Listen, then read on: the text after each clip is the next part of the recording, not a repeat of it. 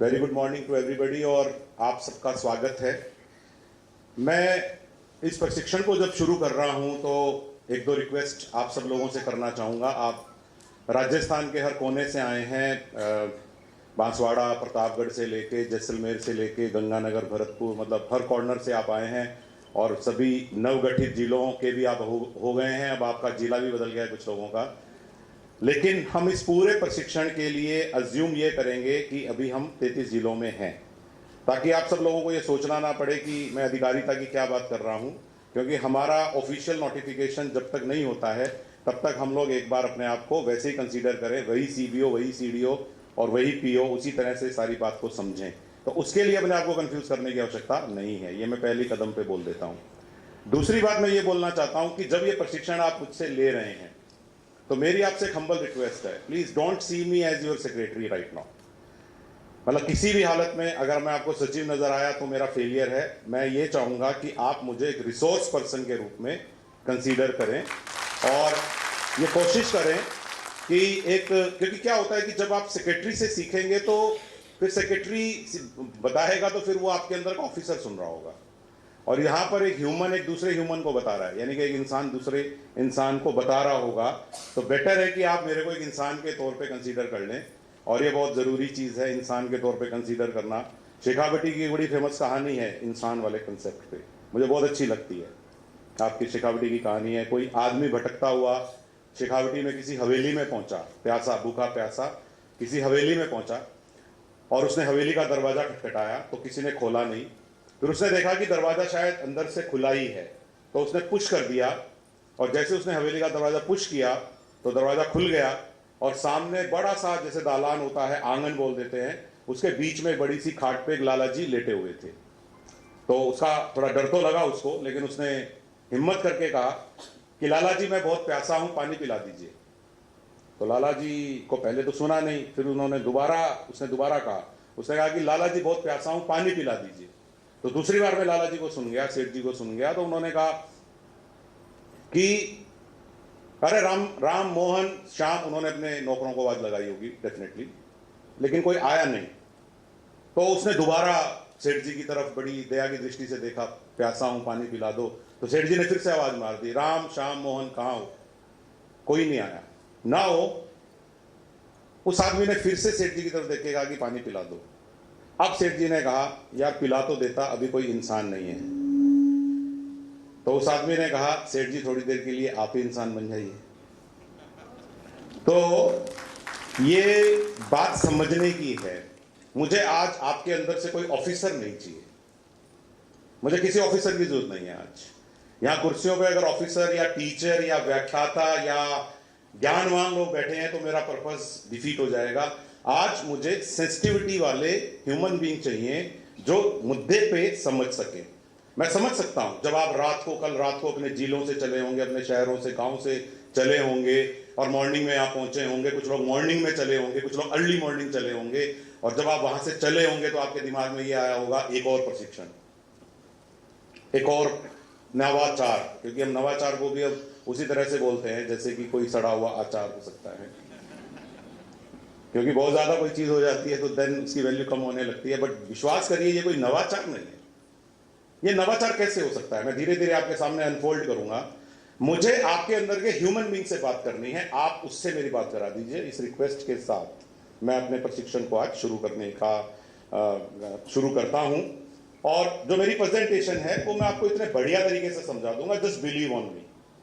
और आज एक बार अपने आप को कोरी स्लेट कर दीजिए। जब हम अपने स्कूल में पहली बार गए थे, कोरी स्लेट, कोरा बोर्ड, कोरा कागज बन के जो गए थे और सब कुछ एक्सेप्ट करने को तैयार थे। क्योंकि आजकल हमें जब कोई सिखाता है तो पहले हम अपने ज्ञान की तुलना करते हैं, ये जो मुझे बता रहा है ये तो ऐसे होना चाहिए। आज वो नहीं चाहिए, आज बिल्कुल ऐसे चाहिए कि मैं ही बता सकता हूं और आपको तो सीखना ही है। उस मानसिकता से हम सीखना शुरू करते हैं। अब हम बात करते हैं कि जिस मुद्दे पे आज हम सब इकट्ठा हुए हैं, गुड टच बैड टच। आप में से बहुत सारे लोग ये दावा कर सकते हैं we know lots about it, हमें बहुत कुछ पता है। आप क्या समझते हैं कि हमें अच्छा स्पर्श बुरा स्पर्श नहीं पता, हमें गुड टच बैड टच नहीं पता? मैंने तो क्लास भी ली है स्कूल में, मैंने तो इसमें बहुत सारे वीडियोस भी देखे हैं। 2012-13 में सत्यमेव जयते आया था, अगर आप में से किसी की मेमोरी में हो और सत्यमेव जयते में बहुत अच्छे अच्छे एपिसोड्स आए थे। और सत्यमेव जयते में जो पहला एपिसोड आया था वो आया था फीमेल फिटीसाइड पे। इसी हॉल में आज से 4 साल पहले 6 साल पहले 2017 में भी एक रिकॉर्ड की शुरुआत हुई थी। ऐसे ही आपकी तरह 500 लोग बैठे थे और हम लोगों ने कहा था कि फीमेल फिटीसाइड के खिलाफ एक आंदोलन खड़ा करेंगे राजस्थान में। आप लोग उस समय का ट्रेस करिएगा, आपको मिल जाएगा। 17-18 में राजस्थान में काफी पाबंदी लगी थी इसी तरह से सामाजिक सरोकारों की वजह से। और आज उसी की फिर शुरुआत हो रही है। दूसरी एपिसोड आमिर खान की थी रिगार्डिंग सेफ्टी ऑन रोड। मुझे आज भी याद है कि जो एपिसोड से उसने शुरुआत की थी बहुत ही दर्दनाक था। और आप समझ रहे होंगे कल 12 अगस्त है और हमने अपनी कल की थीम जो नो बैग डे की दी है वो रोड सेफ्टी दी है। बहुत सारी घटनाएं अखबार में आती रहती हैं। 3 युवा मोटरसाइकिल पे जा रहे थे, कार से भिड़े, तीनों मर गए। मैं समझ नहीं पाता हूं कि पुलिस जब फोन करती होगी घर पे कि आपके ये मोटरसाइकिल आपकी है क्या? हाँ मेरे बेटे की है।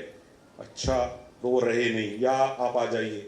मतलब आई कैन नॉट इमेजिन हम में से कितने लोग ये दर्द सह सकते हैं। लेकिन ये हर रोज सड़कों पे होता है। तो इसीलिए मुझे लगा कि आमिर खान के जो सेकंड मैसेज था सड़क सुरक्षा, ऐसा नहीं है कि उन्होंने पहली बार मुद्दा उठाया, लेकिन जिस तरह से उठाया उसने मुझे प्रभावित किया। और थर्ड जो उन्होंने एपिसोड किया था वो किया था गुड टच बैड टच पे। अब कोई सोचे कि मैं उनसे इतना प्रभावित हूँ क्या कि मैं उनके मुद्दे ले रहा हूँ। मैं केवल ये कह सकता हूँ कि प्रेरणा तो कहीं से भी मिल सकती है। मुझे 11 साल बाद भी याद है कि उन्होंने क्या दिखाया था और मुझे कैसे उसको आगे लेके जाना चाहिए। और आप विश्वास मानिए, फीमेल फिटीसाइड हो या सड़क सुरक्षा हो या गुड टच बैड टच हो, ये तीनों हम सबकी जिंदगी से जुड़े हुए हैं, किसी ना किसी रूप में जुड़े हुए हैं। या तो हमने इसको एक्सपीरियंस किया है या हम इसके विटनेस रहे हैं। फीमेल फिटीसाइड हमने नहीं किया होगा, लेकिन हो सकता है कि हमारी फैमिली में किसी ने किया हो और हम सलाहकार रहे हो, हाँ के या ना के। इसी तरह से सड़क सुरक्षा की वजह से आपके परिवार में कोई दिक्कत आई हो शायद कभी। और तीसरा जो आज हम लोग लेके चल रहे हैं, गुड टच बैड टच। 22 अगस्त 2019 को पहली बार हम लोगों ने एक प्रोग्राम करवाया गुड टच बैड टच का। और मेरे जो 2 साथी स्पर्श के यहाँ खड़े हैं, हम तीनों जब सोच रहे थे तो हम तीनों ने सोचा कि स्कूलों में जाके क्या गुड टच बैड टच की बात करनी चाहिए। वो पहला दिन था जब ये दिमाग में ख्याल आया। और ये ऑफिशियल कैपेसिटी में नहीं था, it was totally Naveen Jain citizen, एक पेरेंट के तौर पे सोच रहा है कि जो नॉलेज मुझे मेरे बच्चों को देने के लिए भगवान ने दी है, क्या हर माँ बाप इतना प्रिविलेज्ड है कि उसको ये नॉलेज देने के लिए समय है, एनर्जी है या इतना ज्ञान है? तो डेफिनेटली अगर हमें ज्यादा अवेयरनेस मिली है तो इस बात की अवेयरनेस भी होनी चाहिए कि समाज का एक तबका ऐसा है जिस तक हमें पहुंचना पड़ेगा। हमारी ड्यूटी बनती है उनको वो बात बताने की। पहला प्रोग्राम हुआ 50 बच्चों के साथ, 40 बच्चों के साथ पहला प्रोग्राम हुआ 22 अगस्त 2019 को। उसके बाद हमारे साथ कुछ लोग जुड़ते गए, हमें जिलों में बुलाया गया, हम जिलों में जाने लगे। But it was all our personal effort and it was on Saturday. तो हमने एक प्रोग्राम बना दिया सैटरडे फॉर सोसाइटी, कि सोसाइटी को सैटरडे का दिन देना है, और उसका नाम हुआ स्पर्श। और स्पर्श प्रोग्राम को करते करते हम लोगों को 4 साल हो गए। बाई चांस मई 2023 में मेरा शिक्षा विभाग में आना हो गया। इससे पहले मैं आपके विभाग से संपर्क करता था, लेकिन पर्सनल रिक्वेस्ट करके संपर्क करता था। शायद आप में से कोई ऐसा भी हो जिसने मेरा कोई प्रोग्राम किसी जिले में पर्सनली देखा हुआ हो। अगर आप प्रतापगढ़ से हैं तो शायद आपने मेरा प्रोग्राम देखा हो। कुछ हाथ उठे हैं। अगर प्रतापगढ़ के लोग यहाँ बैठे हैं तो उन्होंने मेरा प्रोग्राम देखा था, क्योंकि सबसे पहले प्रतापगढ़ में इसकी शुरुआत कलेक्टर साहब ने की। उसके बाद दौसा में मैं गया था, तो शायद कुछ लोग दौसा से बैठे होंगे। दौसा ने तो एक वर्ल्ड रिकॉर्ड बना दिया था वहाँ के कलेक्टर साहब ने। तीसरा हम लोग फिर भीलवाड़ा गए, फिर गंगानगर गए, फिर बीकानेर गए, और इस तरह से हम लोग अलग अलग जिलों में गए और हमने बहुत सारे टीचर्स की ट्रेनिंग कलेक्टर साहब के कहने से करवाई। और अब जब हम शिक्षा विभाग में, जब मुझे मौका मिला है, नो बैग डे है, बच्चों को जरूरत है। आप लोग खबरें पढ़ रहे होंगे, मुझे रिपीट करने की जरूरत नहीं है, बड़ी शर्मनाक खबरें आ रही हैं। एक खबर आज के अखबार में ही है, तो मुझे लगता है कि बहुत शर्म आती है जब हमारे शिक्षा विभाग पे फिर कोई कलंक लगा जाता है, कोई एक टीचर या कोई एक स्टाफ का मेंबर इस तरह की हरकत कर देता है जिसकी वजह से लोग पूरे शिक्षा विभाग पे उंगली उठा देते हैं। तो ऐसा लगता है कि जैसे सबकी मेहनत को एक आदमी ने कुछ समय में ही खराब कर डाला। तो इस प्रोग्राम की रेलेवेंस बढ़ जाती है। तो मैं आप लोगों को पहले किस तरह से शुरुआत करूंगा मेरी प्रेजेंटेशन की, मैं आपको बता देता हूं ताकि आपको दिमाग में बिल्कुल जग जाए। और बिल्कुल प्रयास करने की जरूरत नहीं है। मैं आपको आज यहाँ एक रिक्वेस्ट करूंगा, बिल्कुल कोई कंपटीशन आप में नहीं है कि मैं ज्यादा सीख पाया कि मैं ज्यादा सीख पाया, सब सीख लेंगे। यहाँ बहुत सारे लोग ऐसे भी बैठे हैं जिनका हमारे विभाग से कुछ लेना देना नहीं है, लेकिन उनको इस प्रोग्राम के बारे में पता चला, वो उत्सुकता के तौर पे आ गए या इस प्रोग्राम से जुड़ने की उनकी इच्छा है, इसलिए वो आ गए। बहुत सारे लोग बहुत समय से हमें फॉलो कर रहे थे, उन्होंने पूछ लिया कि आज हम देख सकते हैं क्या प्रोग्राम, वो लोग भी आ गए। तो बहुत सारे लोग ऐसे भी बैठे हैं। और आप विश्वास मानिए, 18 साल के किसी स्टूडेंट से लेके 66 साल के रिटायर्ड चीफ इंजीनियर तक हमारे प्रोग्राम से जुड़े हैं और उन्होंने भी सेशंस लिए हैं। और हर तरह के लोगों ने बहुत अच्छे सेशंस लिए हैं, चाहे वो सिंपल बीए कर रहे थे या वो बहुत ही लर्नेड लोग थे, सभी लोगों ने बहुत अच्छे प्रोग्राम किए हैं।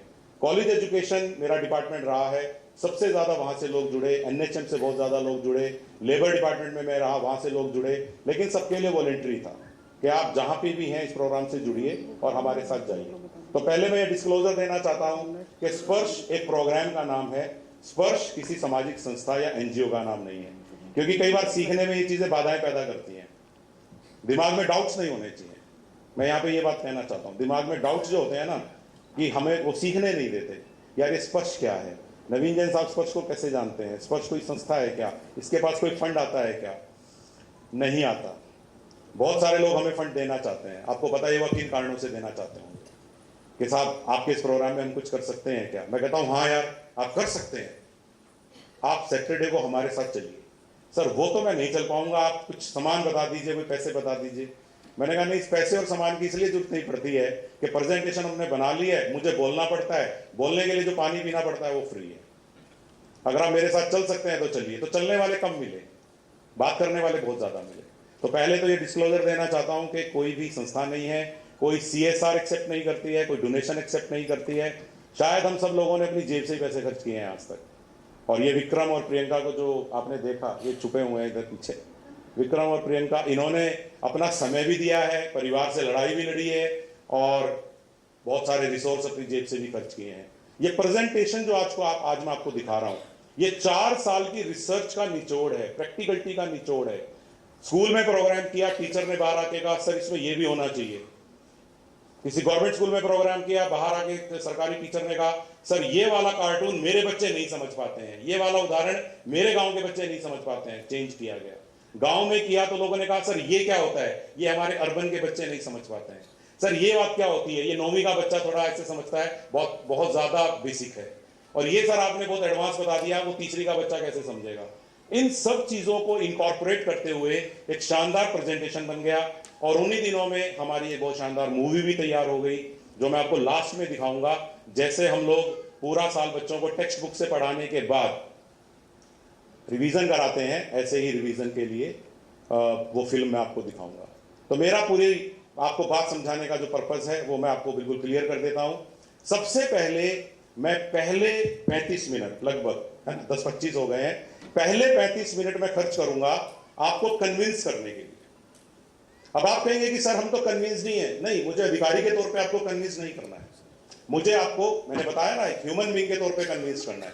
और इस हॉल में बैठा हुआ हर इंसान जब तक अपने आप को यह महसूस नहीं करेगा कि ये कॉज मेरे घर से जुड़ा हुआ है, ये मेरे बच्चों के साथ भी हो सकता है, मेरे पोता पोती के साथ भी हो सकता है, मेरे कुनबे में, मेरे परिवार में, मेरी कॉलोनी में, मेरे गांव में भी किसी के साथ हो सकता है, तब तक आपको वो फील नहीं आएगा। और जैसे ही आपको वो फील आया, उसके बाद आप कुछ भी समझ सकते हैं और कुछ भी समझा सकते हैं, मुझे इस बात में पूरा विश्वास है।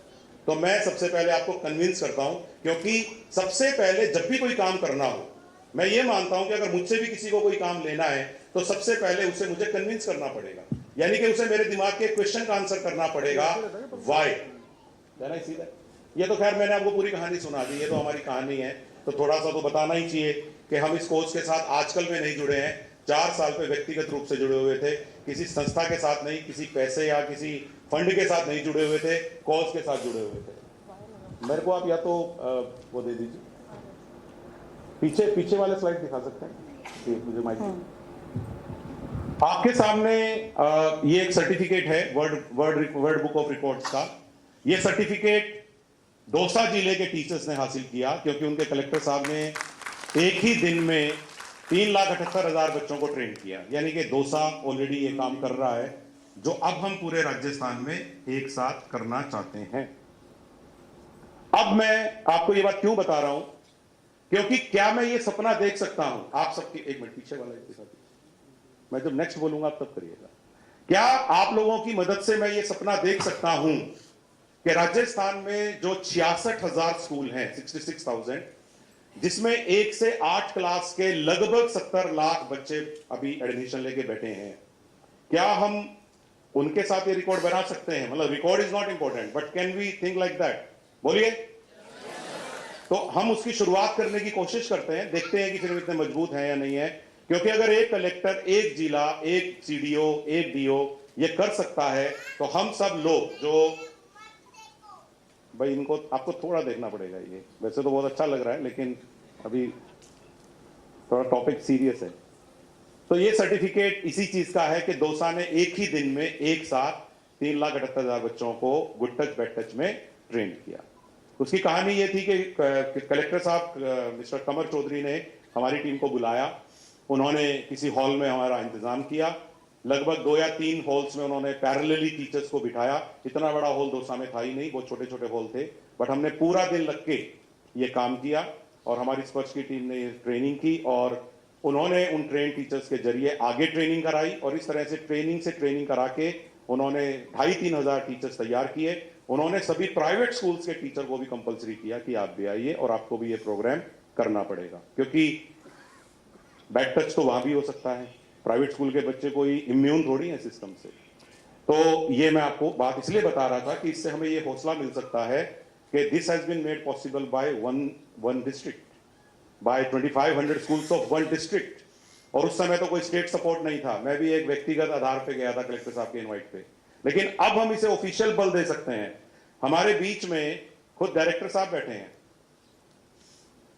हमारे बीच में स्टेट प्रोजेक्ट डायरेक्टर बैठी हैं, हमारे बीच में special secretary, joint secretary, department के सारे ऑफिसर, एससीईआरटी की डायरेक्टर, तमाम लोग बैठे हैं। आप ये बताइए कि इस प्रोग्राम को अब कौन चैलेंज कर सकता है?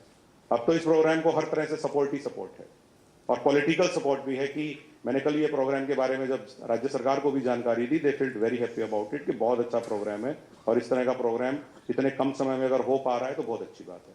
तो मैंने आप लोगों के हवाले से भरोसा दिलाया कि हम लोग तैयार हैं, क्योंकि मैं जिन 1200 लोगों को इन्वाइट कर रहा हूं वो 1200 लोग बहुत मास्टर हैं अपने काम में, सालों से मास्टर ट्रेनर हैं, सालों से आरपी, केआरपी और एसआरजी हैं। तो आप लोगों के फेथ पे इस काम को किया है।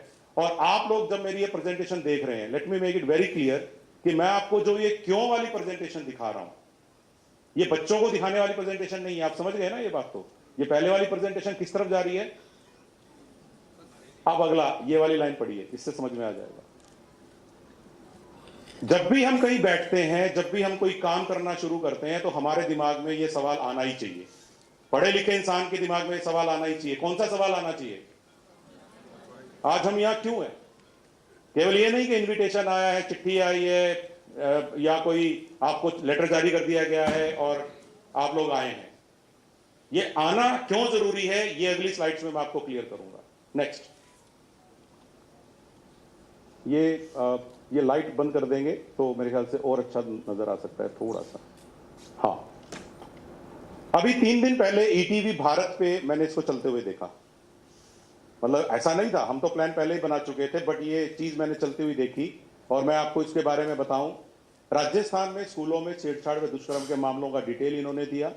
इन्होंने लिखा कि राजस्थान में ये घटनाएं लगातार बढ़ रही हैं और इसके बारे में कुछ किया जाना चाहिए। इस तरह की एक बात इसमें आई। ये केवल एक इंडिकेशन मैं आपको बता रहा हूं कि दिस इज वन थिंग जो बहुत अलार्मिंग थी। नेक्स्ट, ये कुछ अखबार की कटिंग्स हैं, हिंदी इंग्लिश के अखबार हैं और सारी ही खबरें अगर आप ध्यान से देखें, केवल टाइटल को देखना है क्योंकि वो तो पढ़ भी नहीं पाएंगे आज। हम हर रोज ये खबरें देखते हैं, सुनते हैं, पढ़ते हैं।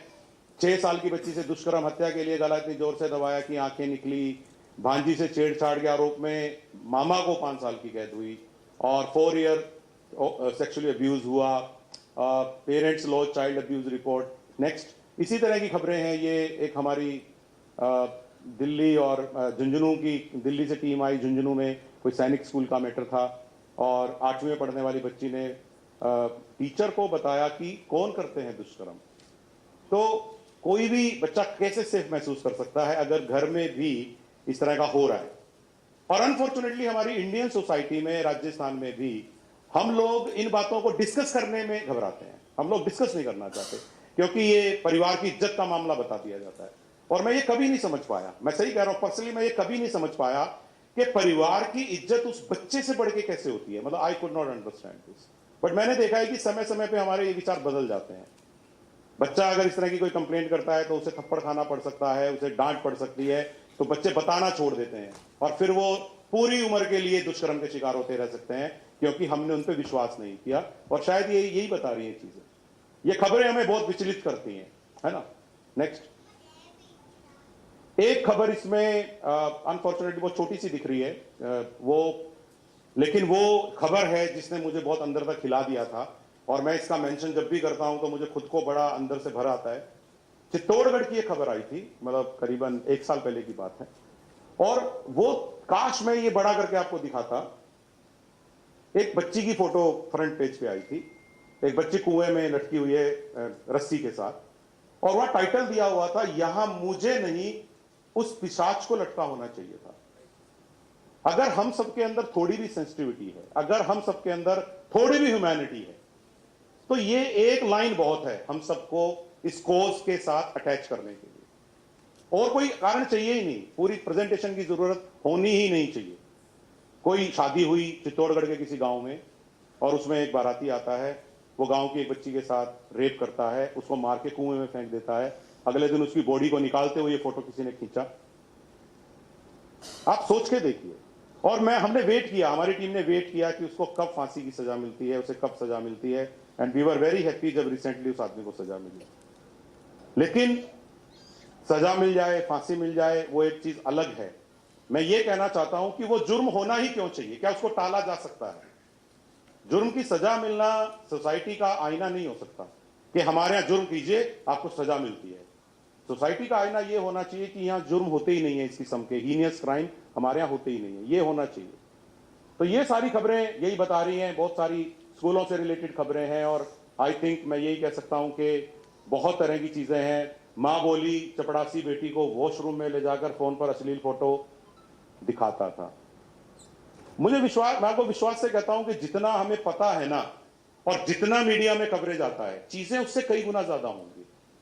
ये आप अपने दिल में समझते होंगे। पुलिस की एफआईआर में या कहीं जो भी डेटा हमें दिखता है, वो हमारे समाज का वो छोटा सा पार्ट है। कारण कि उतना करेज जुटा नहीं पाते, फैमिली उतनी आगे बढ़ती नहीं है। हमारी सोसाइटी ये नहीं देखती है कि इस फैमिली ने हिम्मत की, वो फैमिली, हम उस फैमिली की तरफ उंगलियां उठाना शुरू कर देते हैं, देखो इनकी फैमिली में ऐसा हुआ। लेकिन आप ये भूल जाते हैं कि कहीं ना कहीं एक मासूम बच्चे को किसी की पाशविक प्रवृत्ति का शिकार होना पड़ा है, जो नहीं होना चाहिए था, और हम सब लोग रिस्पॉन्सिबल हैं एज ए सोसाइटी। नेक्स्ट,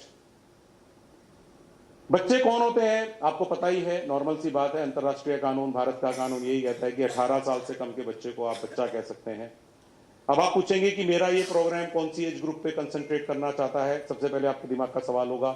तो मैं आप सबको आपकी आसानी के लिए बता देता हूं कि मैं इस प्रोग्राम को ये सोच के चलता हूं कि जिन स्कूलों में प्री प्राइमरी भी आ गई है, यानी कि नर्सरी क्लास, तो वहां तो नर्सरी, केजी, यूकेजी सारे वो, लेकिन अगर मुझसे आप नॉर्मल स्कूल पूछें तो 1ली से 8वीं क्लास तक के जो बच्चे हैं, यानी कि एज ग्रुप हुआ 5 से 13 साल, इनके लिए यह प्रोग्राम बहुत ज्यादा जरूरी है, क्योंकि ये वो एज ग्रुप है जहां पे बच्चों को नॉलेज नहीं होती है इन चीजों के बारे में। और हमारे समाज में जो ये विकृत मानसिकता के लोग हैं, ये इसी गैप का फायदा उठाते हैं कि इस एज ग्रुप में इंडिया में बच्चों को फैमिली कुछ बताती नहीं है। नहलाते हुए बॉडी पार्ट्स के नाम ही गलत बता दिए जाते हैं कि नहीं नहीं ये नहीं ये है, क्योंकि हमारा सो कोल्ड कल्चर कि नहीं नहीं यार ऐसे कैसे बता देंगे। अब आप ऐसे कैसे नहीं बता देंगे, तो उस आदमी को भी पता है कि आपने नहीं बता रखा कुछ भी, तो बच्चों को बेवकूफ बना दिया जाता है। और जब बच्चा 13, 14, 15 साल में आके धीरे धीरे इन चीजों के बारे में सीखने लगता है, तब उसको रियलाइज होता है, अरे मेरे साथ तो ये हो रहा था। हम इस हॉल में जितने लोग बैठे हैं ना, 50% लोग मेरी बात को आइडेंटिफाई कर रहे हैं बहुत क्लोजली, अपने दिमाग में पिक्चर चल रही है उनके कि हाँ मैं इस चीज से इसको आइडेंटिफाई कर पा रहा हूं, या तो मैं इस तरफ था या इस तरफ था, या ऐसा देखा या वैसा देखा, ऐसा था। तो ये बात जो मैं कह रहा हूं, इसको ध्यान से आप समझिए कि 1ली से 8वीं क्लास, या एज वाइज मैं बताऊं तो 5 से 13 साल। और मेरे से कई लोग ये पूछते हैं, सर 9वीं 10वीं वालों को भी बिठा सकते हैं क्या? तो मेरा जवाब यही होगा, व्हाई नॉट। लेकिन मैं 9वीं 10वीं बोल दूं तो पता लगे कि 9वीं 10वीं वालों को बिठाने के चक्कर में पहली दूसरी को बाहर कर दिया। इसीलिए डरता हूं, इसीलिए मैंने मेरा आंसर इस तरह से किया है कि छोटे बच्चों को ज्यादा डर रहेगा। आप समझ सकते हैं क्यों? तो 3 साल से 3, 4, 5 के बच्चे कहां पे होते हैं? Nursery, UKG, LKG. 1000 स्कूल है, 1000 महात्मा गांधी स्कूलों में ही है अभी तो नर्सरी। लेकिन ज्यादातर स्कूलों में क्या है? 1 to 5, 6 to 8, 1 to 8, 1 to 12। तो जहां कहीं भी पहली से 8वीं क्लास, कोई भी क्लास पढ़ाई जाती है, चाहे पहली से 5वीं, छठी, 7वीं, 8वीं, उन सारे स्कूल्स के अंदर इन प्रोग्राम्स को करना है। तो वो 66,000 स्कूलों में ही है, 1 to 8 तो मैंने देख लिया। तो आप समझ गए होंगे ये सभी 66,000 स्कूल्स में होना है। और नंबर 2, एज ग्रुप मैंने आपको बता दिया, छोटे से छोटा बच्चा लेके 8वीं क्लास तक। और यदि आपको लगता है कि मेरे कमरे में अभी 150 बच्चे बैठे हैं, 50 बच्चे और बैठ सकते हैं और 9वीं 10वीं के बच्चों को बताने में कोई हर्ज नहीं है, बिल्कुल भी हर्ज नहीं है, बिठा लीजिए। This is my answer. तो आपके क्वेश्चन का आंसर भी मैंने कर दिया कि मैं कौन से एज ग्रुप को या मैं कौन सी क्लासेस को टारगेट करता हूं। एक सवाल इसी समय में आप पूछ सकते हैं कि जब ये ट्रेनिंग हमें बच्चों को देनी है स्कूल में ले जाके, क्योंकि आप सब तो ट्रेनर्स हैं, आप में से कुछ लोग अपने स्कूल्स में भी प्रोग्राम करेंगे और आप में से कुछ लोग स्कूल्स में भी प्रोग्राम करेंगे, और कुछ ज्यादातर आपकी ड्यूटी क्या होने वाली है? आपको भी मेरी तरह कन्विंस करना है। किनको कन्विंस करना है आगे जाके? आप सब लोगों से क्या उम्मीद रख रहे हैं हम लोग? आपको भी आगे जाके टीचर्स को कन्विंस करना है। तो ये सारी चीजें जो मैं आपको बता रहा हूं ये आपके काम आएंगी, लेकिन स्कूल्स में ये चीजें नहीं जाएंगी क्योंकि ये हमारी इंटरनल डिस्कशन है। तो मैं आगे बढ़ता हूं मेरी प्रेजेंटेशन में, मैं वो फ्लो नहीं तोड़ूंगा, क्यों वाला फ्लो जो हमारे माथे पे क्यों लिखा हुआ है, व्हाई वी आर हियर, मैं वो तोड़ने की कोशिश करूंगा। तो कुछ तो मैंने कटिंग्स के थ्रू बताया, कुछ मैंने आपको घटनाओं के थ्रू बताया। एक चीज और बताऊंगा, पॉक्सो एक्ट के बारे में हम बच्चों को ज्यादा नहीं बताते क्योंकि बच्चों को एक्ट नहीं सिखाना है, बच्चों को वकील नहीं बना रहा हूं मैं, और बच्चों को पुलिस कानून की ज्यादा बातें बताने की जरूरत भी नहीं है, क्योंकि हम पहली से 8वीं क्लास के बच्चों से बात कर रहे हैं। उनको फर्क नहीं पड़ता कि हमारे देश में आईपीसी में कौन सा सेक्शन लगता है और पॉक्सो एक्ट की फुल फॉर्म क्या है।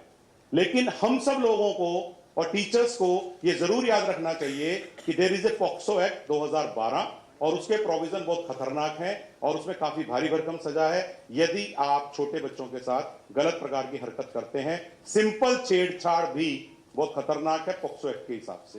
सिंपल क्या, आपको थोड़ी देर में पता लगेगा, रिमोटली की गई कार्रवाई भी पुनिशेबल है, वो मैं आपको बताऊंगा। तो अभी फिलहाल इतना याद रखिए कि इसने इस धारणा को तोड़ दिया है कि पॉक्सो एक्ट में यह कहा गया है कि घटना चाहे लड़के के साथ हो चाहे लड़की के साथ हो, उसकी सजा सेम है। हम में से ज्यादातर लोग इस हॉल में बैठ के शायद ये सोच रहे होंगे कि शायद मैं गर्ल्स एम्पावरमेंट या गर्ल्स के रिलेटेड कोई बात कर रहा हूं, तो अपने दिमाग से ये निकाल दीजिए। मैं बार बार एक वर्ड यूज करूंगा, लड़का लड़की या छात्र छात्रा, और इसका सीधा सीधा अर्थ है कि पॉक्सो ये मानता है कि ये हीनियस क्राइम लड़के लड़कियों दोनों के साथ होता है। तो इसलिए पॉक्सो एक्ट दोनों ही प्रकार की चीजों पे लागू होता है। ऐसा नहीं है कि बॉयज के मामले में ये कुछ और हो जाता है और गर्ल्स के मामले में ये कुछ और हो जाता है। नेक्स्ट, अब मैं आपको कुछ फैक्ट बताना चाहता हूं, कुछ फैक्ट आप याद रख सकते हैं, बहुत इंपॉर्टेंट फैक्ट मैं आपको बताऊंगा, और शायद ये फैक्ट भी इस प्रोग्राम की जरूरत को पैदा करते हैं, अनिवार्य करते हैं। सबसे पहले एक फैक्ट ये आया है कि 50% बच्चे अपने जीवन काल में कभी ना कभी किसी ना किसी प्रकार की छेड़खानी का सामना करते हैं। आप में से बहुत सारे लोग एग्री नहीं करेंगे, आप कहेंगे नहीं नहीं ये तो बहुत ज्यादा बता दिया आपने कि हर 2 में से कोई एक बच्चा, ज्यादा बता रहे हो आप। फिर मैं आपको कहता हूं कि होल्ड, आप छेड़खानी से क्या समझते हैं? आपको लग रहा है कि आपके 2 बच्चे हैं, 2 बच्ची हैं या एक लड़का लड़की है, वो जब हॉस्टल में गए थे या वो स्कूल में जा रहे थे और वो किसी सिटी बस में ही जा रहे थे या वो रोडवेज की बस में जा रहे थे या वो प्राइवेट बस में जा रहे थे या किसी ट्रेन से जा रहे थे या कोई प्राइवेट व्हीकल से जा रहे थे या किसी मार्केट में घूम रहे थे, किसी मॉल में घूम रहे थे, मेले में घूम रहे थे, तो किसी व्यक्ति ने गलत इंटेंशन से उन्हें टच नहीं किया होगा। How can you say that? Reported होना ही छेड़खानी थोड़ी है कि रिपोर्ट तो नहीं हुई। मैंने यहां पे क्या बोला है कि बच्चे शिकार होते हैं, मैंने ये नहीं कहा कि रिपोर्टेड शिकार होते हैं। तो इसीलिए ये संख्या मैं तो कहता हूं कि 50% ये कम बता रहे हैं, मुझे लगता है कि ये तो ज्यादा हो सकती है। ये वन टाइम छेड़खानी से लेके कई महीनों और कई साल तक होने वाला लगातार दुष्कर्म भी हो सकता है, क्योंकि रेंज बहुत बड़ी है, तो खतरा बहुत ज्यादा है। ये केवल मैं ये फैक्ट बताने की कोशिश कर रहा हूं। दूसरा फैक्ट मैं ये बताने की कोशिश कर रहा हूं कि एक डाटा नेशनल क्राइम ब्यूरो का ये भी आया था कुछ साल पहले कि 100 घटनाएं अगर रिपोर्ट होती हैं बच्चों के साथ छेड़खानी की, 53% मामले लड़कों के साथ होते हैं, जबकि हमारी धारणा उल्टी रहती है। हम ये मानते हैं कि लड़कियों के साथ ज्यादा है। तो सोडोमी के केसेस या लड़कों से छेड़खानी के केस भी काफी ज्यादा हैं। इसीलिए मैं जब किसी स्कूल में हम ये लेक्चर करने जाते थे तो हम देखते थे कि प्रिंसिपल क्या करते थे कि हमारे सामने लड़कियों को बिठा देते थे। फिर हम कहते थे कि लड़के कहां गए, वो कहते थे लड़कों को भी बताएंगे क्या। तो कम से कम ये गलती हम ना करें शिक्षा विभाग होने के कारण। तो ये प्रोग्राम लड़के और लड़कियों दोनों के साथ करना है। आप चाहें तो लड़कों को अलग, लड़कियों को अलग बिठा सकते हैं अगर उनकी संख्या काफी ज्यादा है। लेकिन अगर इकट्ठे बैठ के भी वो इस प्रोग्राम को देखेंगे तो मुझे लगता है कि वो संवेदनशीलता के हिसाब से ज्यादा अच्छा मानता हूं मैं। लेकिन आप वो अपने तरीके से देख लीजिएगा। 50% मामलों में अपराधी जान पहचान के या निकट संबंधी होते हैं। जब 100 मामले दर्ज होते हैं तो 50 मामलों में जिसने क्राइम किया होता है वो निकट संबंधी है या बिल्कुल क्लोज है, फैमिली का क्लोज रिलेटिव है। अगली बात और भी खतरनाक है। 80% मामलों में बच्चा पहचान कर सकता है कि ये करने वाला कौन था।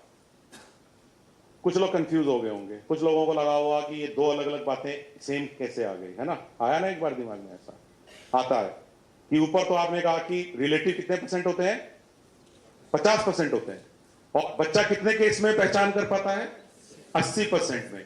तो ये 30% का गैप कैसे आया। आपके घर में जो सर्वेंट है वो आपका रिलेटिव नहीं है लेकिन बच्चा उसकी पहचान कर सकता है। अब आपको समझ में आई मेरी बात। आपकी बिल्डिंग में जो चौकीदार है, जो लिफ्टमैन है, या आपके घर पे जो सामान छोड़ने व्यक्ति आया है, जो रेगुलर आता है, दुकान से आने वाला कोई व्यक्ति, आप समझ गए मेरी बात को। यानी कि 50% मामलों में he is your relative, he is related to you in some way, but 30% मामलों में it is not relative but it is related to family in some way, कि वो फैमिली की कोई जरूरत पूरी करता है, आता जाता रहता है। तो ये वाली फैक्ट है। और कोरोना के बाद वाले समय में, कोरोना जब शुरू हुआ तो ये रिपोर्ट आई कि कोरोना ने भी दुष्कर्म पे कोई इफेक्ट नहीं डाला। इनफैक्ट ये रिपोर्ट आई थी कि कोरोना की वजह से दुष्कर्म बढ़े हैं, क्योंकि ज्यादा लोग फैमिली में रह रहे थे तो ज्यादा ये हो रहा था। 72% मामले कभी रिपोर्ट ही नहीं होते, यानी कि ये माना जाता है कि 100 में से 28 मामले रिपोर्ट होते हैं और 72% मामले घर में ही सुलझा लिए जाते हैं या नहीं सुलझाए जाते हैं, क्योंकि बच्चा तो लॉस पे ही रहता है। तो ये सारे फैक्ट अगर आप एक बार सारे एक साथ देखें और इमेजिन करें कि दुनिया बच्चों के लिए अगर इतनी खतरनाक है तो कैसे जरूरत नहीं है हमें कि हम बच्चों को कोई ना कोई जानकारी दें। क्या आप सबको थोड़ी बहुत जरूरत महसूस होने लगी है? क्या मैं आप लोगों का थोड़ा रिस्पॉन्स देख सकता हूं? क्या आप ये मानते हैं कि हम सबको इसमें कुछ करने की जरूरत है? क्या आपको लगता है कि ये सिर्फ इसलिए जरूरत है क्योंकि हम शिक्षा विभाग से संबंधित हैं? इसमें कहीं शिक्षा विभाग आ रहा है बीच में? ये सारी बातें हमसे पर्सनली रिलेटेड नहीं है क्या? फैमिली वे में रिलेटेड नहीं है क्या? लेकिन हम बेटर क्यों इक्विप्ड है, ये मैं अगली स्लाइड में बताऊंगा कि हमें क्यों करना चाहिए। वाई नॉट पीएचडी और वाई नॉट पीडब्ल्यूडी और वाई नॉट डब्ल्यूसीडी, वो हमें क्यों करना चाहिए, इस पे मैं आ जाता हूं। अब मैं आपसे एक सवाल पूछता हूं बच्चों की तरह। ये मेरी स्लाइड बिल्कुल बच्चों वाली है, चाइल्डिश स्लाइड बोलता हूं मैं इसको, लेकिन आप इसको देख लीजिए।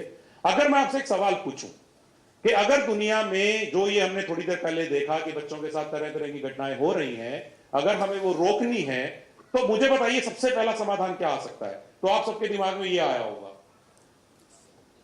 क्यों भाई?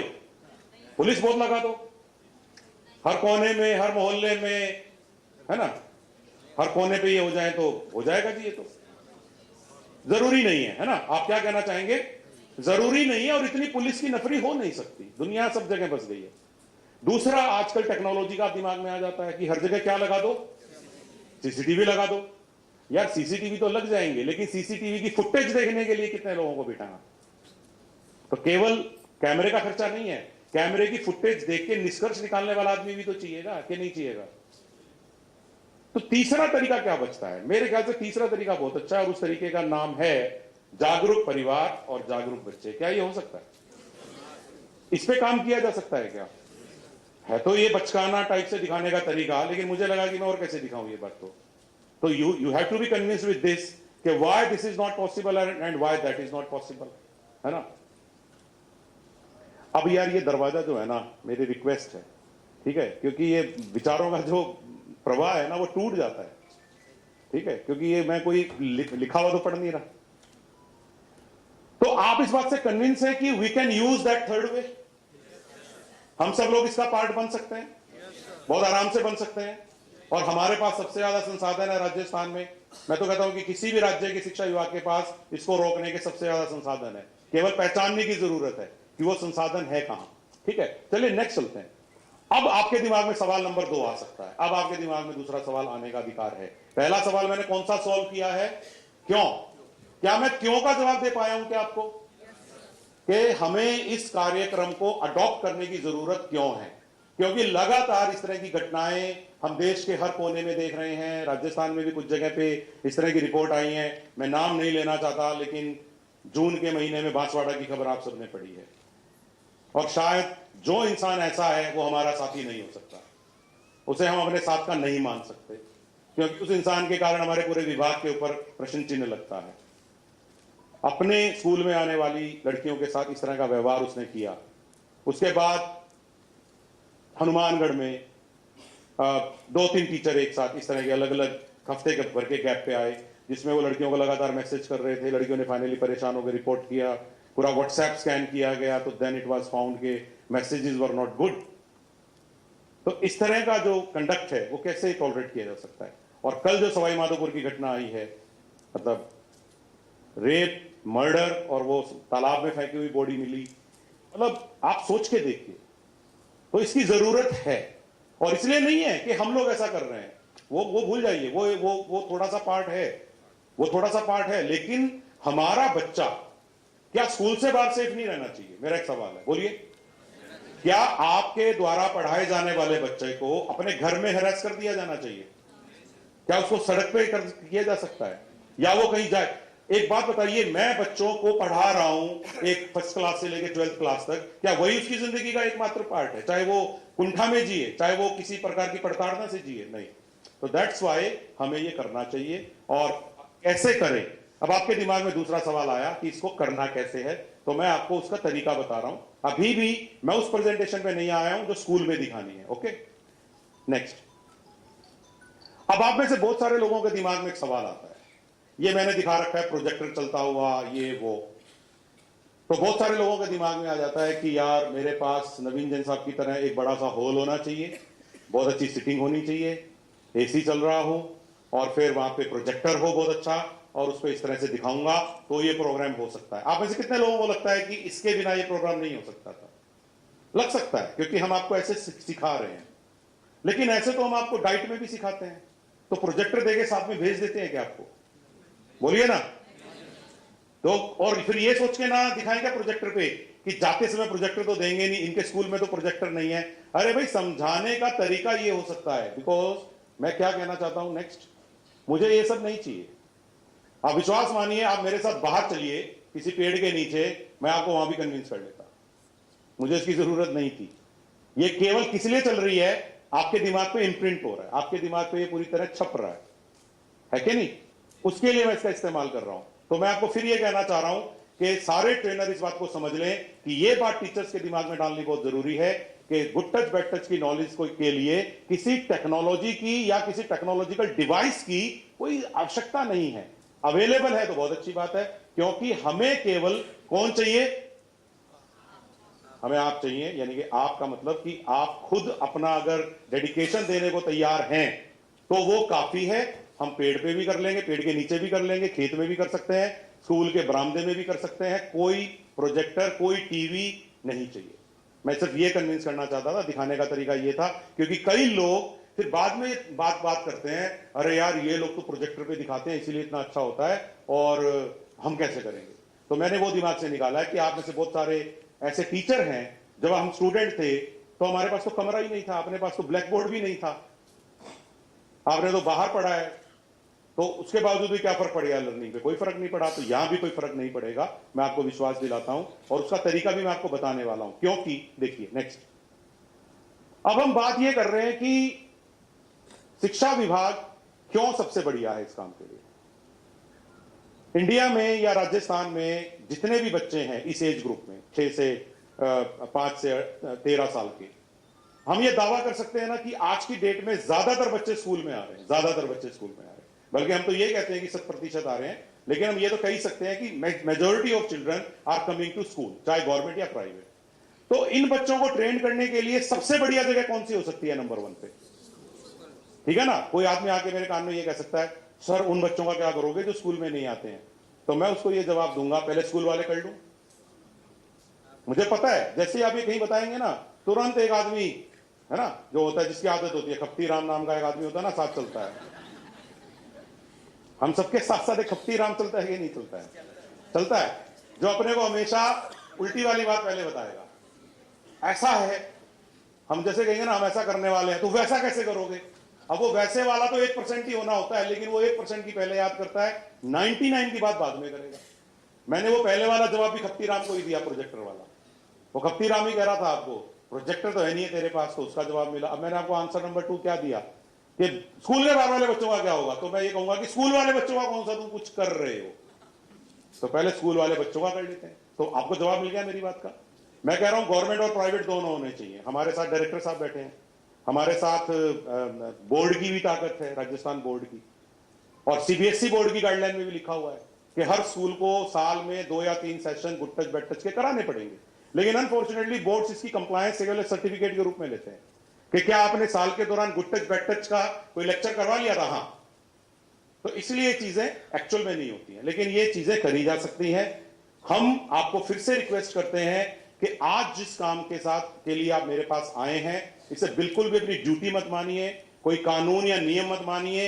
ये हम सबके लिए एक जरूरी है। हम एक बदलाव की शुरुआत का हिस्सा बनना चाहते हैं, ये फील करके हमारे साथ जुड़ने का प्रयास करिए। मैं फिर से ये कहना चाह रहा हूं, क्योंकि आप सब हमारे मास्टर ट्रेनर हैं।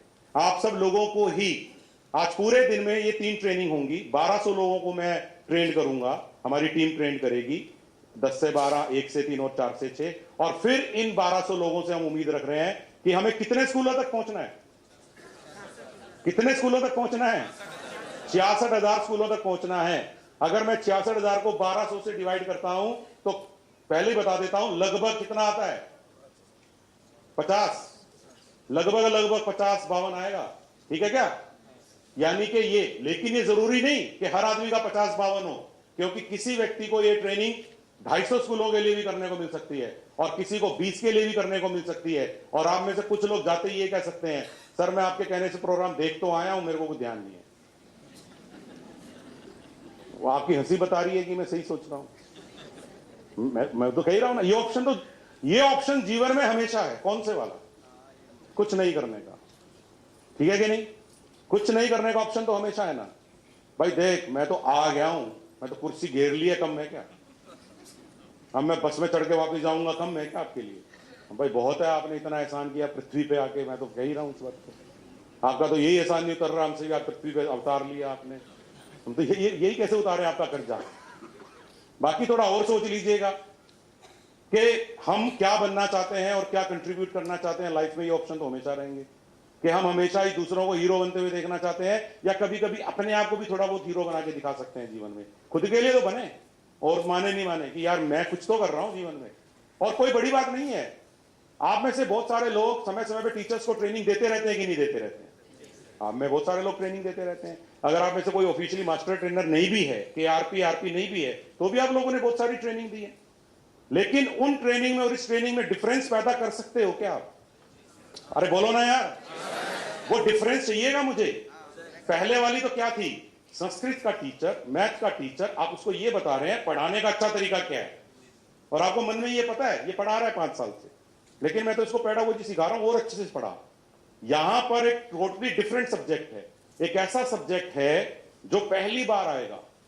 ठीक है, इसकी कुछ कुछ बेसिक नॉलेज सबको है, लेकिन यहां पर केवल पाठ नहीं पढ़ाना है, केवल कंटेंट नहीं पढ़ाना है। क्या पढ़ाना है उसके साथ साथ? हाँ, सुनना चाहता हूं मैं 2-3 शब्द। बोलिए बोलिए, बहुत अच्छे शब्द आए। वाह, बहुत अच्छे शब्द आए। सेंसिटिविटी सिखानी बहुत जरूरी है, ह्यूमैनिटी सिखानी बहुत जरूरी है, और सबसे बड़ी बात यह है कि इमोशन डालना बहुत जरूरी है। और एक बात बताऊं मैं, इमोशन ऐसे नहीं डाला जा सकता कि भाई वो नवीन साहब ने कहा था इमोशन भी है तो मान लेना इमोशन। मतलब मैंने जो तुम्हें सिखाया प्लस इमोशन, ये लो इमोशन। आप समझ रहे होंगे जब मैं आपसे बात कर रहा हूं तो वो मैं आपको दे रहा हूं कि नहीं दे रहा हूं, जो मैं आपसे मांग रहा हूं। बात सही है कि गलत है? अगर मैं ये प्रेजेंटेशन दिखाऊं तो मैं 15 मिनट में खत्म कर सकता हूं वैसे तो, और आपको समझ में भी आ जाती। लेकिन मुझे आपको उस तरह से नहीं समझानी है, मुझे आपको ये फील करवानी है तो आपको भी टीचर को क्या करवानी पड़ेगी, ये फील करानी पड़ेगी, वरना पता है क्या है, ये तो मैं जानता हूं, अगर मैं बहुत ज्यादा मेहनत नहीं भी करूं ना तो 26 अगस्त की शाम को 66,000 सर्टिफिकेट तो हम ले ही लेंगे आप लोगों से। टिक मार्क तो हम सारे बन ही चुके हैं लाइफ में, चलती फिरती चेकलिस्ट तो हम सारे ही हैं इंसान के नाम पे, बुरा मत मानना मेरी बात का। लेकिन मैं ये बात फिर रिपीट करूंगा, आपने मेरी ये बात वेबिनार में भी सुनी होगी, मैं आज फिर रिपीट कर रहा हूं, let's not become tick mark, let's not become checklist. भगवान ने हमारे अंदर बहुत जज्बा देके भेजा है, तो हम लोग क्या बन सकते हैं, एक्चुअल में वो काम करने वाले लोग बन सकते हैं। और विश्वास मानिए, मैं आपसे एक सवाल पूछूंगा ना, आपको मेरी बात समझ में आ जाएगी। क्या आप चाहते हैं कि अगर आपके बच्चे को कोई ये सारी बातें बताता तो वो वैसे ही बताता जैसे हम बताते हैं? ईमानदारी से जवाब चाहिए मुझे। अब देखो आपने खुद बोल दिया नहीं, देखो आपने खुद बोल दिया ना, आप समझ रहे हैं? अगर आप चाहते हैं कि कोई आपके बच्चे को ये बात जज्बे से बताए कि उसको फायदा हो, तो क्या वो आप आगे दे पाएंगे कि नहीं दे पाएंगे? मैं तो ये पूछ रहा हूं। मैं जो आप तक दे पा रहा हूं, आप उसको कैरी करके ले जाइएगा, उसको इस हॉल में छोड़ के मत जाइएगा, फिर उसको बस में या कार में मत छोड़िएगा, फिर उसको आप स्कूल में मत छोड़िएगा, उसको तो वहां पटक के आइएगा जिसके लिए मैं दे रहा हूं। किसके दिमाग में? जिस भी टीचर को आप ट्रेन करेंगे। अगर आपको ट्रेनिंग देनी पड़ती है ना, एक पहली बात यहां बता रहा हूं, क्योंकि मैं बहुत सीख चुका हूं 3 महीने में आप लोगों से। जब ट्रेनिंग हो रही हो, आपको पता लगा कि भाई जिले लेवल पे ट्रेनिंग हो रही है, अभी मैं मोटाराम का काम कर रहा हूं और ममता दादीज मैडम का काम कर रहा हूं, ठीक है मैम, जो ये आपसे इतनी अच्छे से नहीं कह सकते थे या इतने सख्ती से नहीं कह सकते थे, लेकिन मैं सख्ती की बजाय यहाँ पे दूसरे वाली सख्ती की बात कर रहा हूँ, यहाँ पे ह्यूमैनिटी वाली सख्ती की बात कर रहा हूँ कि जब आप जिले में जाके ट्रेनिंग करें या ब्लॉक में जाके ट्रेनिंग करें और सपोज आप इस सब्जेक्ट की ट्रेनिंग कर रहे हैं, तो क्या आप ये चाहेंगे कि आदमी 40 मिनट बाद अंदर आ रहा है, क्या तब कनेक्शन बैठ जाएगा इसका? मान लीजिए कोई अभी आए, अभी इस हॉल में आए, ईमानदारी से बताना, क्या वो आदमी से जुड़ सकता है उस तरीके से जैसे आप जुड़े हैं? वो ये तो समझ लेंगे हाँ गुड टच क्या होता है, बैड टच क्या होता है, टेक्निक क्या है, लेकिन क्या जुड़ सकता है? क्या उसने क्या मिस कर दिया? जैसे कोई बहुत अच्छी जासूसी फिल्म में शुरू का सस्पेंस मिस हो जाए, उसका तो फिल्म में कोई मजा नहीं आता। पारिवारिक फिल्म तो कहीं से देख लो, लेकिन अगर कोई सस्पेंस फिल्म है तो शुरू में देखना पड़ता है मर्डर कैसे हुआ था भाई। तो यहां मैं मर्डर की बात तो नहीं कर रहा, लेकिन एग्जाम्पल दिया है। तो are you getting my point? तो जब कोई ये ट्रेनिंग हो, आप ये कहते ना कितने लोग आने थे? 50। कितने आए हैं? 40। मैं 10 की वेट करूंगा। Can you do this? Can you do this? या आप उनको ये कहते हैं ना अब मैं नहीं आने दूंगा, वो अगली ट्रेनिंग में आ जाए जब मैं शाम को लूंगा। Can we do this? यार ये ट्रेनिंग अगर फॉर्मेलिटी बन गई ना, मैं सही कह रहा हूं, आप लोगों को पाप लगेगा। सही है, ये फॉर्मेलिटी मत बनने देना भाई। ये बिल्कुल भी सरकारी नौकरी का पार्ट नहीं है, सही है कि नहीं? ये बिल्कुल कोई डिपार्टमेंटल बात नहीं है। ये किस चीज की बात है? आप सही बताना, ये किस चीज की बात है? ये 100% मानवता और सेंसिटिविटी की बात है। हम सारे उस एज से गुजरे हैं। इमेजिन करिए, हम जब ये स्पर्श प्रोग्राम कई बार कर रहे होते थे, बच्चे हमारी टीम के लोगों से प्रोग्राम के बाद मिलते हैं, हम प्रोग्राम करके निकले, उनकी यहां हिम्मत नहीं है, बच्ची साथ चल रही है हमारे, कार में बैठ रहे हैं, उससे पहले हमारे को स्लिप पकड़ा दी। आई स्वेयर बाय गॉड, मैं भगवान की कसम खा के कहता हूं, कोई कहानी नहीं बता रहा हूं, सर ये स्लिप पढ़ लेना। उसने कब लिख ली वहां बैठ के हमें पता नहीं, उसने वो स्लिप हमें दे दी, आके हमने स्लिप पढ़ी, और उसमें जो कहानी लिखी हुई है वो किसी ओटीटी के सीरियल या किसी बेकार से बेकार फिल्म की स्टोरी से खतरनाक स्टोरी है कि सर मुझे घर में 3 लोग हैरेस कर रहे हैं, 3 लोग। आप उस लड़की के जीवन के बारे में सोच सकते हैं? एक बार सोच सकते हैं आप सारे लोग? जिस लड़की को घर में 3 लोग परेशान कर रहे हैं, उसका मन करता होगा क्या कि वो घर चली जाए? जीने का मन करता होगा क्या एक टाइम के बाद? तो हम सब इस सब चीजों के लिए कुछ करते क्यों नहीं है? हम इसकी बात क्यों नहीं करते? हम इसका विरोध क्यों नहीं करते? हम इसके लिए प्रयास क्यों नहीं करते? और अगर हम ये सब कर रहे होते, मुझे लगता है कि हम अभी तक लाखों लोगों को बचा सकते थे। लेकिन मैं ये कहता हूं, क्या हम अब आगे बचा सकते हैं क्या? कम से कम ये कह सकते हैं ना, कल से आज अच्छा होगा और आने वाला कल आज से अच्छा होगा, ये तो हम कर सकते हैं।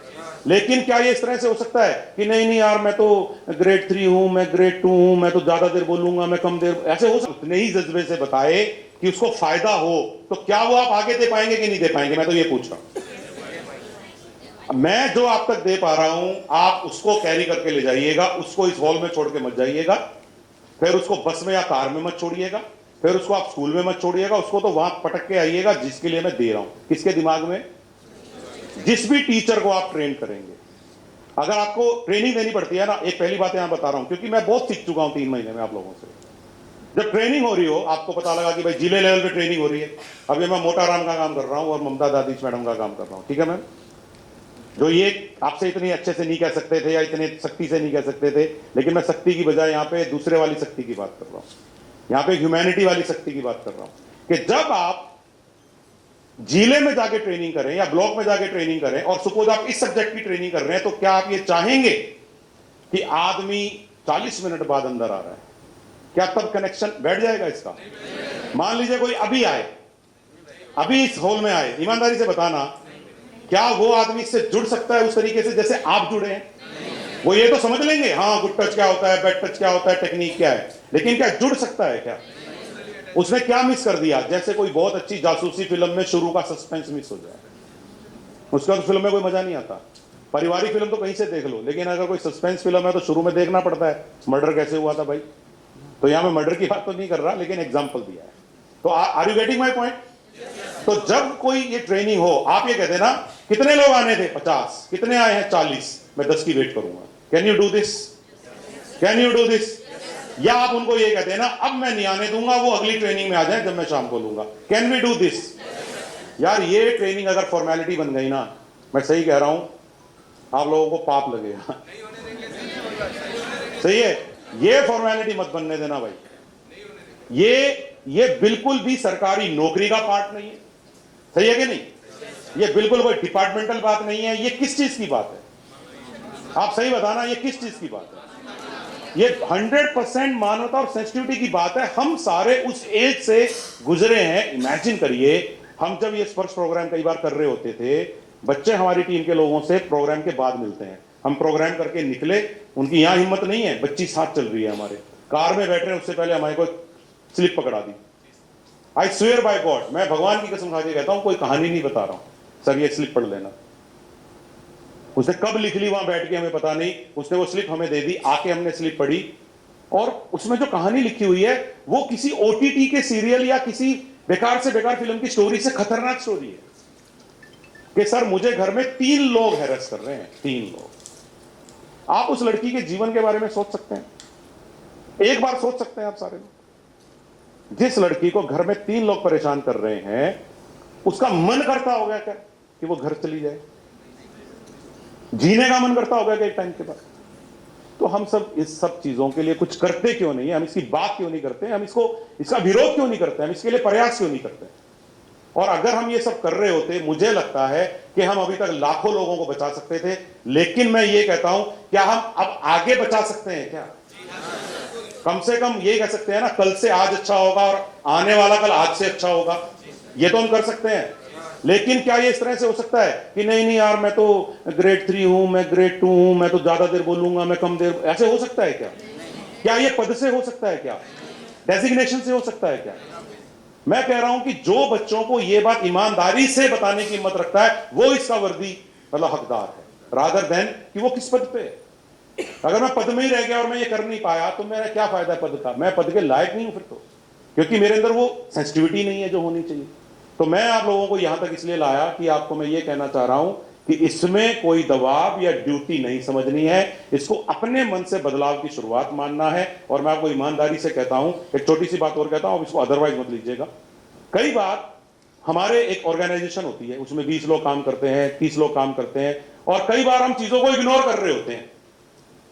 कई तरह की चीजें हम इग्नोर कर रहे होते हैं कि नहीं इग्नोर कर रहे होते हैं।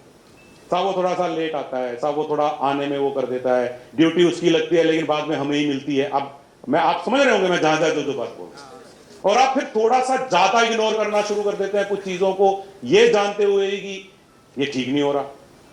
तो एक बात मैं आपको बताऊं, जो मेरे से इसका इंपैक्ट पूछना चाहते हैं, जो चाहते हैं कि सर इसका रिजल्ट भी बताओ, क्योंकि हम सारे शिक्षा विभाग में ना, रिजल्ट हमारे लिए बड़ा इंपॉर्टेंट है। तो मैं उस रिजल्ट की बात ये करना चाहता हूं कि डेटरेंट एक वर्ड होता है इंग्लिश में। डेटरेंट वर्ड का मतलब होता है कि कम से कम ये देख के वो मान तो जाएगा। हम मेरी बात समझ रहे हैं? Are you getting my point और नॉट? जब 2 देश आपस में दुश्मन होते हैं और दोनों परमाणु बम बना लेते हैं, तो पता है क्या वर्ड यूज किया जाता है? अब ये डेटरेंट हो गया है। मतलब क्या है इस बात का? अब दोनों पे नहीं फेंकेंगे क्योंकि उसको पता है कि उसके पास भी है। Are you getting? तो ये प्रोग्राम का इंपैक्ट कहां पर आएगा आप समझ सकते हैं कि इस बात को समझ रहे हैं कि नहीं समझ रहे हैं? इसीलिए मैंने ये कहा था कि पॉसिबली जब जिले में हम रिसोर्स पर्सन के नाम लें, आपने देखा होगा एक एक्सरसाइज चल रही है ना, नाम लिए जा रहे हैं ना। आज रात तक का मौका दिया है आप लोगों ने कि भाई हर स्कूल से एक एक टीचर अपनी विलिंगनेस दे। अब आप उन सारे टीचर्स को देखिएगा, उनके प्रोफाइल देखिएगा, और हमने ये कहा है कि ज्यादातर अगर फीमेल्स हो तो बेटर है, हमने ये भी कहा, क्योंकि वो इस सेंसिटिविटी में थोड़ा ज्यादा, हम सब जानते हैं कि वाई मतलब female gender is more sensitive. मैं ये तो नहीं कहता हूं कि मेल सेंसिटिव नहीं हो सकते, लेकिन हमने स्कूल के मामले में ये प्रेफरेंस दिया है, मैं केवल ये कहना चाहता हूं। तो मैं आपको एज ए ट्रेनर भी कहना चाहूंगा कि जब आप ट्रेनिंग लेंगे, जब आप ये बात देख रहे होंगे, तो आप देख लीजिएगा कि आपका सेटअप कैसा है, और वो बहुत ईमानदारी से इस चीज को आगे पहुंचाएंगी, ज्यादा ईमानदारी से पहुंचाएंगी, ऐसा मेरा विश्वास है। नेक्स्ट, अब मुझसे अगर आप ये पहला सवाल पूछें, अगर सर कोई मेरे से प्रिंसिपल ये पूछ ले कि सर मेरे स्कूल में तो प्रोजेक्टर भी है, टीवी भी है, तो मैं इसका इस्तेमाल कर लूं क्या? हमें कोई एतराज नहीं है, लेकिन मैं कुछ चीजें बता देता हूं क्योंकि मैं प्रैक्टिकली जानता हूं स्कूल के अंदर क्या स्थिति है। 12,000 स्कूलों में कुछ ना कुछ लगा हुआ है। अब आप ये कहेंगे कि आप ये कैसे कह सकते हैं? 11,980 है, और सुन लो, 11,980 स्कूल ऐसे हैं राजस्थान में जिनमें टीवी है या लैब है, या टीवी और लैब दोनों है, या तीसरी चीज आईपीबी बोर्ड होता है, इंटरेक्टिव बोर्ड है, ठीक है। लेकिन वो जिस कमरे में लगा हुआ है, या जिस लैब जिस कमरे में लगी हुई है, उसमें कितने बच्चे बैठ पाते हैं? ओनली 10, 20, 30, राइट और रॉन्ग? इसीलिए आप मेरी तरफ से उनको ये सलाह दीजिएगा प्लीज, क्योंकि ये क्वेश्चन पूछेंगे लोग आपसे, क्योंकि मुझे पता है ट्रेनर से क्वेश्चन पूछना उनकी आदत होती है, उनको मजा आता है कि भाई ट्रेनर कितना जानता है देख ले। तो आपके लिए सवाल आने वाला है कि सर अगर मेरे पास ये चीज है तो क्या मैं इसका इस्तेमाल कर सकता हूं? तो आप उन्हें ये कहिए, आप कर तो लीजिए, लेकिन अगर आपके स्कूल में 300 लोग हैं और लैब में 30 बच्चे बैठते हैं, तो आपको कितने सेशन करने पड़ेंगे? कितने सेशन करने पड़ेंगे? और मैं आपको अगली स्लाइड में ये बता दूं कि इनके बिना सेशन और अच्छे से लिया जा सकता है, तो फिर तो डेफिनेटली मेरा आंसर क्या होगा कि यार आप उसको रहने दीजिए, आप सेशन तो वैसे ही दे दीजिएगा जैसा हमने आपको बताया है, लेकिन जो मूवी मैं आपको देने वाला हूं, कौन सी, जो एक 3.5 मिनट की मूवी मैंने आपको बताई है संदेश के नाम से, लगभग 5-1 मिनट की मूवी है, वो मूवी बच्चों को आप लैब में जाके जरूर दिखा दीजिए, टीवी पे दिखा दीजिए, कंप्यूटर पे दिखा दीजिए, दुनिया की किसी भी चीज पे दिखा दीजिए, वो 12,000 स्कूल तो वो मूवी दिखा ही सकते हैं। मैं बांसवाड़ा में ये प्रोग्राम 2020 में कर रहा था, कोरोना से जस्ट पहले। बांसवाड़ा भी वो एक जिला है जिसमें मैंने काफी ट्रेनिंग करी थी 2020 में, और वहां पे मुझे बड़ी खुशी हुई है देख के कि जो टीचर्स थे कई गांव में, उनको जब वो मूवी दी, उन्होंने कहा कि सर हमें ये व्हाट्सएप पे चाहिए, तो व्हाट्सएप वर्जन बना के दिया सबको, और उन टीचर्स ने 10-10 बच्चों को बिठा के अपना मोबाइल देके कहा कि तुम बेटा मूवी देख लो। तो कमिटमेंट का कोई एंड नहीं होता जीवन में कि नहीं साहब मेरे टीवी नहीं है तो मैं बच्चों को मूवी ही नहीं दिखाऊंगा। उसने कहा लो बच्चों तुम आराम से मेरा मोबाइल ले लो और ये 5-5 मिनट की मूवी तुम देखते रहो, और उसने 10-10 बच्चे बिठाए होंगे तो 1 घंटे में 120 बच्चों को दिखा दी। ये तो कमिटमेंट की बात है, कर सकता है, तो वो मैं आपके ऊपर छोड़ता हूं। लेकिन मैंने आपको क्या जवाब दिया कि अगर कोई आपसे ये सवाल करे कि हम भी प्रोजेक्टर टीवी वाले हैं तो इस पे कर लें क्या, तो आप ये कहिए कि जिस कमरे में वो लगा हुआ है उसकी कैपेसिटी नॉर्मली कम होती है, ठीक है। तो इसीलिए आप ये वाली टेक्निक अपनाइएगा जो मैं आपको बता रहा हूं। नेक्स्ट, उस कोने में आपको 4 फ्लेक्सी सीट नजर आ रही हैं, उसको देखने का प्रयास मत करिए, वो बहुत अच्छे से दिखाई जाएगी आपके बीच में आने वाली है। लेकिन वो क्या है? फ्लेक्सी सीट तो आप समझते हो, फ्लिप चार्ट फ्लेक्सी सीट समझ गए, आपके यहां लगी रहती हैं, वो वाली हैं ये। तो मैं ये कहना चाहता हूं कि हम आपके सामने, जब मैं आपको प्रेजेंटेशन दूंगा कि बच्चों के सामने सेशन कैसे लेना है, उस दौरान मैं आपको पूरा डेमो दूंगा। फ्लिप चार्ट के माध्यम से वही संदेश आसानी से दिया जा सकता है जो मैं प्रोजेक्टर से सिखाऊंगा। और तीसरी बात, 1 या 2 साथियों की मदद से, 1 या 2 साथी क्यों चाहिए होते हैं? फ्लिप चार्ट के अंदर क्या करना पड़ता है? 2 कोनों से उसको पकड़ना पड़ता है। मैं जब ये प्रोग्राम कर रहा होता हूं ना तो बहुत लोगों को शर्म आती है, जब मैं वो लाता हूं ना, वो सीट यहां पड़ी होती है, तो फिर मैंने कहा लो यार मैं तो एक ही कोना पकड़ सकता हूं, दूसरा तो मैं नहीं पकड़ सकता उधर जाके। तो वो वाली चीज को कभी महसूस मत करिएगा।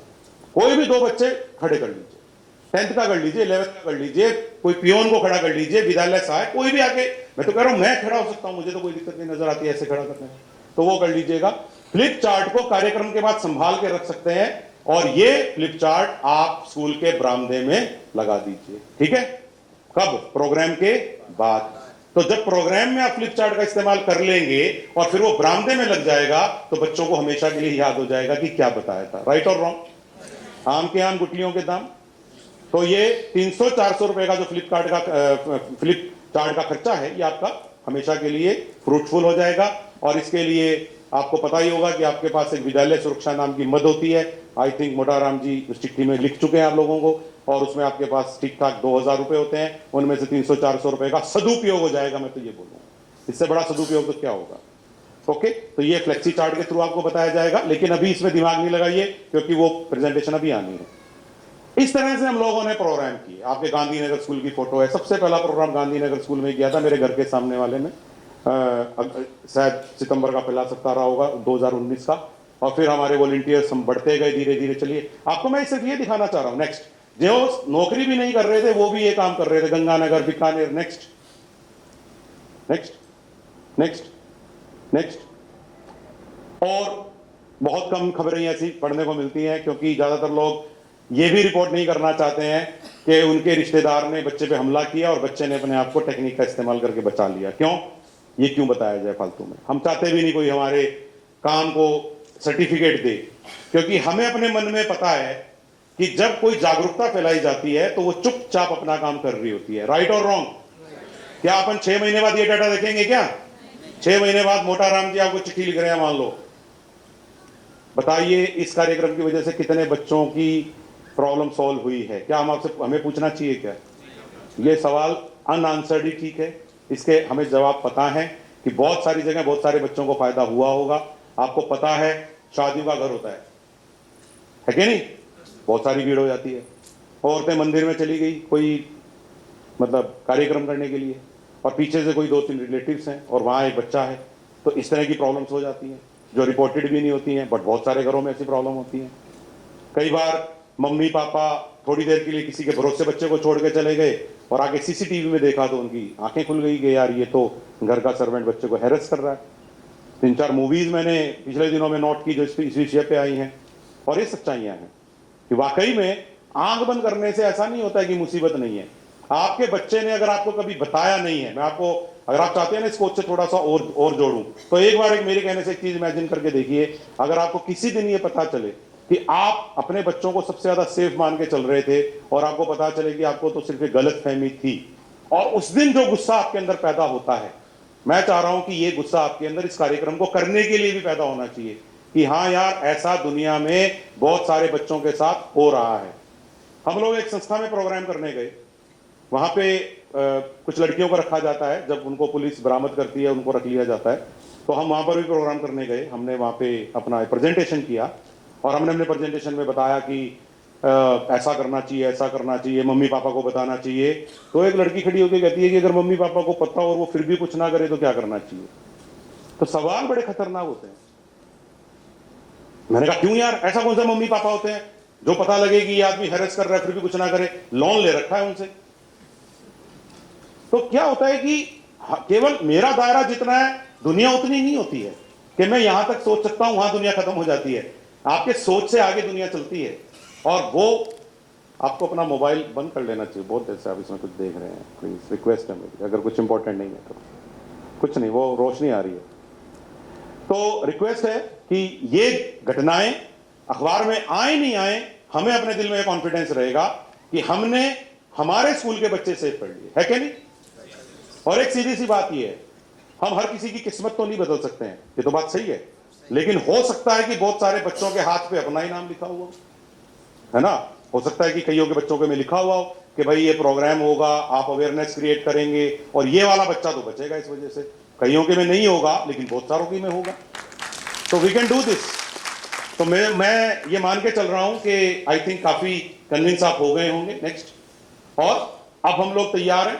अब मैं आपको एक बात और बता दूं, अब आप लोगों को जो ये प्रेजेंटेशन मैंने अभी दिखाई है, ठीक है, अब आप में से कई लोगों से अगर एक मैं सवाल पूछूं कि आप में से कितने लोग चाहेंगे कि जो ये प्रेजेंटेशन मैंने आपको दिखाई है ये भी आपको मिल जाए जिले में ले जाने के लिए, मास्टर ट्रेनिंग के लिए? हाँ, जिन्होंने हाथ नहीं उठाया मैं समझ सकता हूं, वो उनके हाथ में लड्डू पेड़े हैं, वो छूट जाएंगे उनके हाथ से, लेकिन डोंट वरी, ये हम आपको देंगे। मैं यही कहना चाह रहा हूं, देंगे, ये आपको आज मिलेगी, जाते समय ये मिलेगी। हाँ, पूरी नहीं मिलेगी, सिलेक्टेड पोर्शन मिलेगा, वो सिलेक्टेड हमने किया है, वो हमारी बुद्धि पे छोड़ दीजिए, या ताकि आपको याद रहे कि कन्विंस कैसे करना है और आप ये समझ गए होंगे कि कन्विंस करने की वैल्यू क्या होती है। मैं आगे वाले लोगों से ये कहना चाहता हूं कि आप आकाशवाणी का एंजॉयमेंट कर लें, दूरदर्शन नहीं माने। मैं चाह रहा था पीछे वालों को दूरदर्शन दिखा देते हैं थोड़ा। तो आप समझ गए होंगे कि ये प्रेजेंटेशन के लास्ट में जो ये 3 है, आप देख रहे हैं, ये लास्ट में आपको 3 क्यूआर कोड दिख रहे हैं। मैं आपको ये 3 क्यूआर कोड समझा देता हूं क्योंकि ये बहुत इंपॉर्टेंट चीज है।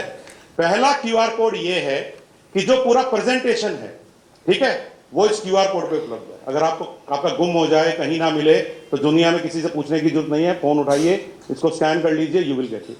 दूसरे वाला हमारी मूवी संदेश के नाम से जो मूवी है 5 मिनट की, वो उस सेकंड लिंक पे अवेलेबल हो जाएगी। और नंबर 3 पे क्या लिखा हुआ है भाई, यहां से थोड़ा दिख नहीं, हाँ, 26 अगस्त। अब यार ये तो हम थोड़े से सैडिस्टिक तो रहेंगे थोड़े यार, तो शिक्षा विभाग में आ गए हैं तो थोड़ा सा तो ऐसे ऐसे इन जैसे बनेंगे ही हम। इन्होंने हमें याद दिलाया सर हम तो सूचना इकट्ठी करते हैं शाम को, तो मैंने कहा ठीक है भाई हम भी कर देंगे तुम्हारे लिए, हम क्यों नाराज करें तुम्हें। तो तीसरे वाले में वो फॉर्मेट है जो आपको अपने स्कूल में प्रोग्राम करने के बाद भरना है। वैसे मैं आपको एक बात बताऊं, गूगल फॉर्म तो हम भी भरते थे, अभी जो हम अपना स्पर्श प्रोग्राम चलाते थे ना, ये गूगल फॉर्म तो हम भी भरते थे। हम क्यों भरते थे मैं आपको बता देता हूं। हम जब भी किसी स्कूल में प्रोग्राम खत्म करते हैं, हम उनके प्रिंसिपल से एक ही बात कहते हैं कि हमें आपसे कुछ नहीं चाहिए। तो जो ये फॉर्मेट है, ये हम क्यों लेते थे कि प्रोग्राम के एंड में हम रिक्वेस्ट करते थे प्रिंसिपल को कि आप हमें ये बता दीजिए कि इस प्रोग्राम में कितने लोग बैठे थे, इसमें कितने बच्चे बैठे थे। ये सच्चाई लेने में कोई दिक्कत नहीं है, क्योंकि आज जब मैं आपको ये कहूं कि हम लोग 3,500 स्कूलों में गए और 12 लाख से ज्यादा बच्चे हमने ट्रेन किए, तो आप सुनते ही पहली बात क्या करेंगे एज ए ह्यूमन बीइंग। अगर मैं आपको ये कहूं कि पिछले 4 साल में हम 3,500 स्कूलों में गए और 12.5 लाख बच्चे हमने ट्रेन किए, तो आप ये कहेंगे ऐसे ही कह रहे हैं, झूठ बोल रहे हैं, 12.5 लाख बच्चे कवर होते हैं क्या? वो अलग बात है कि आपका मेरे पे कितना विश्वास है, लेकिन जनरली हमारी ह्यूमन टेंडेंसी क्या है, अविश्वास करने की है। लेकिन अगर मैं आपको वो गूगल फॉर्म दिखा दूंगा, उनके नाम दिखा दूंगा, तो आप विश्वास कर लेंगे कि यार ये तो हाँ वाकई में हमारे लेटर हेड पे दिए हुए हैं सारे। तो दिस इज माई केस। तो ये हम आपसे लेंगे, एक सिंपल सा फॉर्म है, ये भी आपको एक्सप्लेन कर देंगे। बस यही है, मेरा स्कूल ये इतने सेशन हुए, इतने बच्चे थे और आज इतना हुआ, बस। ताकि शाम को ये कंपाइल हो जाए कि पूरे राजस्थान के 66,000 स्कूलों में कितने सेशन हुए। मैं सेशन क्यों कह रहा हूं, क्योंकि एक सवाल अब आपका मेरे से ये पूछना बनता है कि एक सेशन में कितने बच्चों को बिठाना चाहिए।